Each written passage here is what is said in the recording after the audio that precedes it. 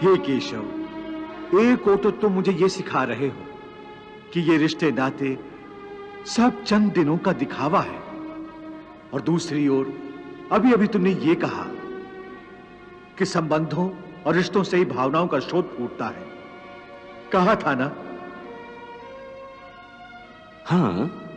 और मैंने ये कहा था कि कर्म करने के लिए किसी न किसी भावना का होना जरूरी है, और भावना के लिए रिश्ते नातों की आवश्यकता है, क्योंकि किसी न किसी रिश्ते की जड़ से ही तो भावना पैदा होती है।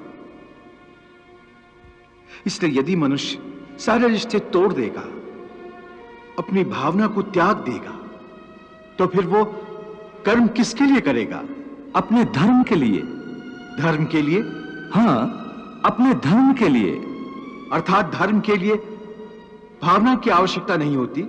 नहीं, धर्म के लिए भावना की नहीं, बल्कि अपने कर्तव्य के ज्ञान की आवश्यकता है।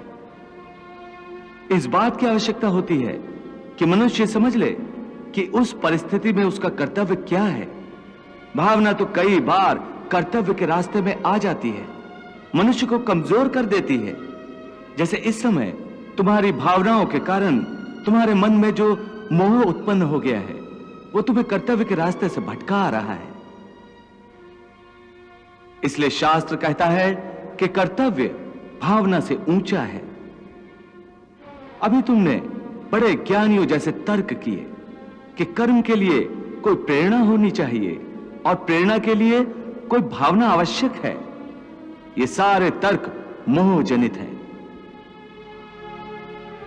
रिश्ते नातों के मोह ने तुम्हारी बुद्धि को धूमिल कर दिया है, इसलिए तुम्हें सत्य दिखाई नहीं दे रहा।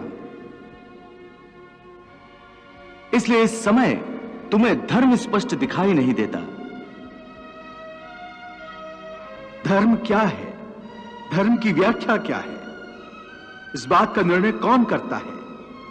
हे मधुसूदन, वो कौन है जो धर्म का विधान बनाते हैं? हे अर्जुन, हर प्राणी अपने धर्म का विधान स्वयं बनाता है। मैं समझा नहीं केशव। देखो पार्थ, धर्म का जो विधान किसी दूसरे ने बनाया हो, वो तुम्हारा धर्म नहीं हो सकता। तुम्हारा धर्म वही है जिसे तुमने स्वयं बनाया हो, जिसे तुम्हारी आत्मा ने स्वीकार किया हो। धर्म व्यक्तिगत चीज है, जिसका फैसला व्यक्ति को स्वयं करना पड़ता है। मैं अब भी नहीं समझा केशव। देखो पार्थ, मैं एक उदाहरण देकर समझाता हूं। किसी के गांव पर डाकू हमला करके गांव की लड़कियों का अपहरण कर रहे हैं। उसी समय किसी का पिता मृत्युशैया पर पड़ा जीवन की अंतिम सांस ले रहा है और पुत्र से बार बार पानी का एक एक घूंट मांग रहा है। उस समय उस व्यक्ति का क्या धर्म है?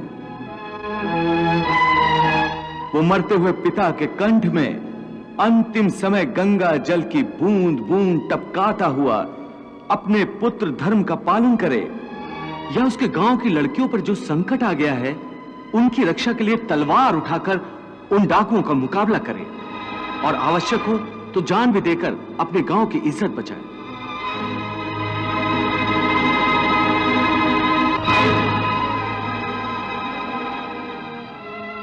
इसका निर्णय कोई दूसरा कैसे कर सकता है?